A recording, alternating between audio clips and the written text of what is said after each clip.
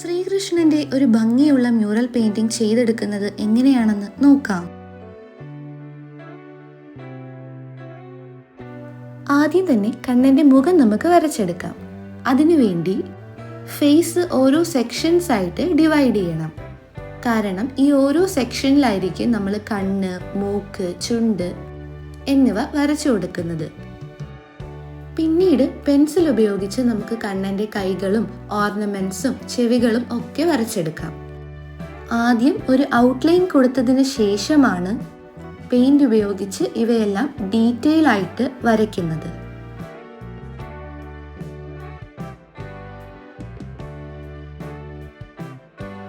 ഒരു കൈ മുഖത്തും മറ്റേ കൈ കണ്ണന് ഏറെ ഇഷ്ടമുള്ള വെണ്ണക്കുടത്തിലേക്ക് മുക്കി വച്ചിരിക്കുന്നത് പോലെയുമാണ് ഈ ഒരു മ്യൂറൽ ആർട്ടിൽ നമ്മൾ വരയ്ക്കുന്നത്. അതുപോലെ തന്നെ കണ്ണന്റെ ഏറ്റവും പ്രിയപ്പെട്ട ഓടക്കുഴലും നമ്മൾ വരച്ചു കൊടുക്കുന്നുണ്ട്.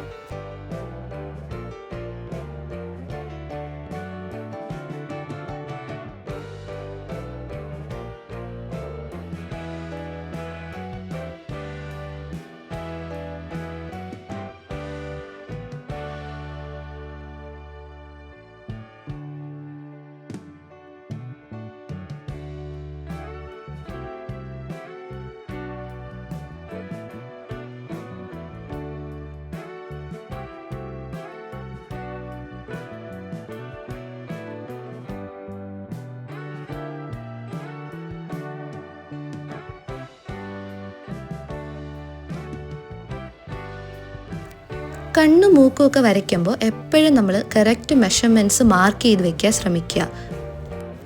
പിന്നീട് നമ്മൾ വരച്ചു വെച്ചിരിക്കുന്ന ആ ഒരു മാർക്കിങ്സിനെ മോഡിഫൈ ചെയ്തിട്ട് വേണം കണ്ണും മൂക്കും വായും ഒക്കെ ആക്കി മാറ്റാനുള്ളത്. അതാകുമ്പോൾ നമുക്ക് പെട്ടെന്ന് നല്ല എക്സ്പ്രസീവായിട്ട് വരയ്ക്കാൻ സാധിക്കും. ചുണ്ട് എളുപ്പത്തിൽ വരച്ചെടുക്കാനായിട്ട് 2 റൗണ്ട് ഷേപ്പും ഒരു ഓവൽ ഷേപ്പും വരച്ചു കൊടുക്കുക.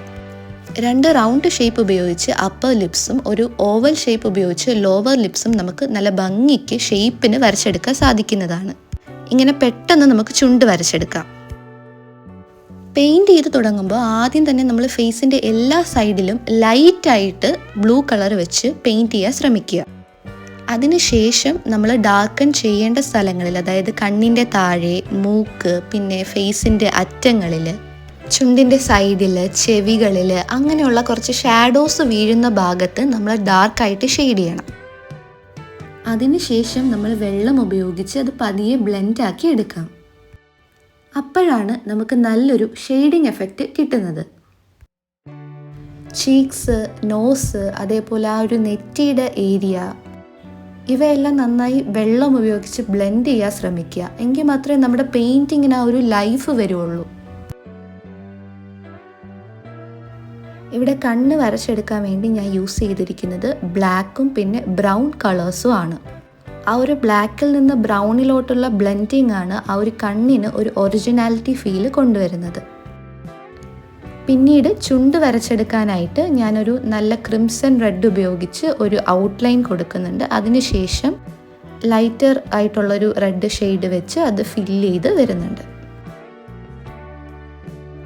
ഫേസിൻ്റെ ഡീറ്റെയിൽസും ഇത് കണക്ക് ഷെയ്ഡിങ് എഫക്റ്റ് ഒക്കെ കൊടുക്കാൻ വേണ്ടിയിട്ട് ഞാൻ ക്യാമൽ ബ്രാൻഡിൻ്റെ വാട്ടർ കളർ കേക്ക്സ് ആണ് ഉപയോഗിച്ചിരിക്കുന്നത്. ബിഗിനേഴ്സൊക്കെ ആണെങ്കിൽ ഈ ഒരു കളറ് നിങ്ങൾക്ക് നന്നായിട്ട് യൂസ്ഫുൾ ആയിരിക്കും. കൈ ഷെയ്ഡ് ചെയ്യുമ്പോഴായാലും നമ്മൾ ഈ ഔട്ട്ലൈൻ കൊടുക്കുന്നത് നല്ല ഡാർക്ക് ആയിട്ടുള്ള ബ്ലൂ കളർ വെച്ച് കൊടുക്കുക. അതിനുശേഷം അകത്തോട്ട് നമ്മൾ കൊടുക്കുമ്പോഴത്തേനും ബ്ലെൻഡാക്കി, വെള്ളം ഉപയോഗിച്ച് നന്നായിട്ട് ബ്ലെൻഡാക്കി ആ ലൈറ്റ് വന്ന് വീഴുന്ന രീതിക്കുള്ളൊരു ഷെയ്ഡിങ് എഫക്റ്റ് കൊടുക്കുക. അങ്ങനെ നമ്മൾ കൊടുക്കുമ്പോൾ പിക്ചറിനെത്തിക്കൂടെ ഒരു ഒറിജിനാലിറ്റി നമുക്ക് ഫീൽ ചെയ്യും.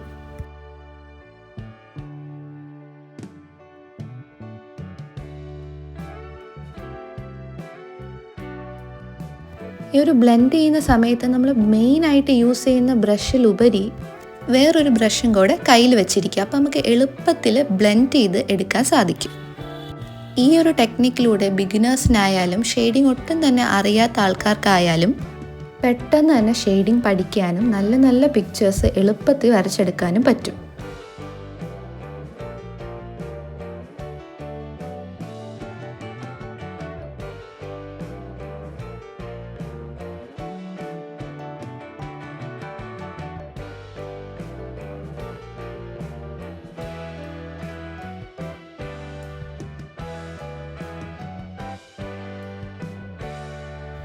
ഈ ഒരു വെണ്ണക്കുടം വരച്ചെടുക്കാനായാലും നമ്മൾ ആദ്യം ഒരു ഡാർക്ക് ബ്രൗണിൽ നിന്ന് ലൈറ്റ് ബ്രൗണിലേക്കാണ് പോകുന്നത്.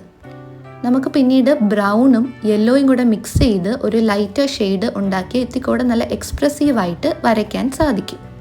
വെണ്ണ വരയ്ക്കുമ്പോൾ ഔട്ട്ലൈൻ കൊടുത്തതിന് ശേഷം ഒരു ഗ്രേ കളർ വെച്ച് ഹൈലൈറ്റ് ചെയ്യാൻ ശ്രമിക്കുക. ഈ ഒരു ഡിസൈൻ വരച്ചെടുക്കാൻ വളരെ സിമ്പിളാണ്. ആദ്യം ഒരു ഡാർക്ക് റെഡ് വെച്ച് ഔട്ട്ലൈൻ കൊടുക്കുക. പിന്നീട് റെഡും ഓറഞ്ചും കൂടെ മിക്സ് ചെയ്തതിന് ശേഷം ആ ഒരു കളർ വെച്ചൊന്ന് ഷെയ്ഡ് ചെയ്ത് എടുക്കുക. അതിനുശേഷം ഓറഞ്ച്, യെല്ലോ എന്നിവ സ്റ്റെപ്പ് ബൈ സ്റ്റെപ്പായിട്ട് കൊടുക്കുക. ഇത് നല്ലൊരു ഷെയ്ഡിങ് എഫക്റ്റ് ക്രിയേറ്റ് ചെയ്യും. കൂടാതെ ആ ഒരു ഡിസൈനിന് ഈ ഒരു പിക്ചറിനെ പ്രൊജക്റ്റ് ചെയ്യിപ്പിക്കാൻ സാധിക്കുകയും ചെയ്യും. പിന്നീട് നമ്മൾ ബാക്ക്ഗ്രൗണ്ടിനായിട്ട് 2 കളേഴ്സാണ് യൂസ് ചെയ്യുന്നത്. ഒന്ന് റെഡാണ്, രണ്ടാമത് ക്രോം യെല്ലോ എന്ന് പറയുന്ന ഷെയ്ഡും ഗോൾഡൻ യെല്ലോ എന്ന് പറയുന്ന ഷെയ്ഡും മിക്സ് ചെയ്താണ് നമ്മൾ പെയിൻ്റ് അടിച്ച് കൊടുക്കുന്നത്. പെയിൻറ്റ് മിക്സ് ചെയ്യുമ്പോൾ എപ്പോഴും ആ ഒരു ക്രോം യെല്ലോ ഷെയ്ഡ് കൂടുതലും ഗോൾഡൻ കളർ കുറച്ചും എന്ന റേഷ്യോയിൽ ചെയ്തെടുക്കാൻ നോക്കുക. ഈ ഒരു ബാക്ക്ഗ്രൗണ്ട് പെയിൻറ്റ് ചെയ്തെടുക്കാൻ ഞാൻ യൂസ് ചെയ്തിരിക്കുന്നത് ഫെവിക്രിലിൻ്റെ അക്രിലിക് കളേഴ്സ് തന്നെയാണ്. പിന്നീട് ഫേസിൻ്റെ മൈന്യൂട്ട് ഡീറ്റെയിൽസ് കൊടുക്കാനായി നമ്മൾ നേരത്തെ പറഞ്ഞ പോലെ വാട്ടർ കളർ കേക്ക്സ് ആണ് യൂസ് ചെയ്തിരിക്കുന്നത്. ഓർണമെൻറ്റ്സ് ഒക്കെ വരച്ചെടുക്കാനായാലും ആദ്യം ഒരു ഡാർക്കർ ഓറഞ്ച് ഷെയ്ഡിൽ നിന്ന് തുടങ്ങി പിന്നീട് ഒരു ലൈറ്റ് യെല്ലോ ഷെയ്ഡിലേക്ക് കൊണ്ടുവരാൻ ശ്രമിക്കുക.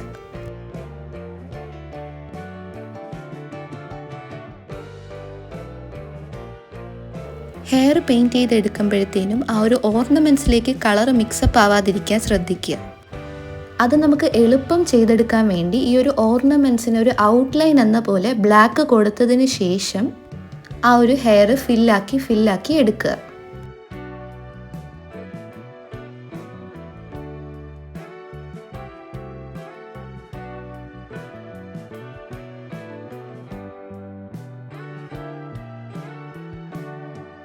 മയിൽപ്പീലി ഇല്ലാതെ നമുക്ക് കണ്ണനെ എങ്ങനെയല്ലേ വരച്ച് പൂർത്തീകരിക്കാൻ സാധിക്കുക? മയിൽപ്പീലിക്കായിട്ട് ഇവിടെ റെഡും പിന്നീട് ഓറഞ്ച്, ഗ്രീൻ, ലൈറ്റ് ഗ്രീൻ അങ്ങനെയുള്ള കുറച്ച് കളേഴ്സ് ഉപയോഗിച്ചിട്ടാണ് ഷെയ്ഡ് ചെയ്ത് കൊണ്ടുവന്നിരിക്കുന്നത്. അതിനുശേഷം ഈ ഒരു എൻറ്റയർ പെയിൻറ്റിങ്ങിൽ നമ്മൾ ഔട്ട്ലൈൻ കൊടുക്കുമ്പോഴാണ് ആ ഒരു പെയിൻറ്റിങ്ങിനെ പ്രൊജക്റ്റായി നിൽക്കുക. പ്രത്യേകിച്ച് ഓർണമെൻറ്റ്സിന് നമ്മൾ ഔട്ട്ലൈൻ കൊടുക്കുമ്പോൾ ആ ഒരു പെയിൻറ്റിങ്ങിൻ്റെ ലുക്ക് തന്നെ മാറും. ഔട്ട്ലൈൻ എളുപ്പത്തിൽ കൊടുക്കാനായിട്ട് നമുക്ക് പെന്നോ CD മാർക്കേഴ്സോ ഉപയോഗിക്കാം. ഇത് ബിഗിനേഴ്സിന് ഇത്തിക്കൂടെ യൂസ്ഫുൾ ആയിരിക്കും. എക്സ്പീരിയൻസ് ഉള്ളവർക്ക് ബ്ലാക്ക് പെയിൻറ്റ് ഉപയോഗിക്കുന്നതായിരിക്കും നല്ലത്. അപ്പോൾ നമ്മളെ മ്യൂറൽ പെയിൻറ്റിങ് ഇവിടെ കംപ്ലീറ്റ് ആയിട്ടുണ്ട്. ഇഷ്ടപ്പെട്ടവരൊക്കെ ഒന്ന് ട്രൈ ആക്കി നോക്കുക. Thank you.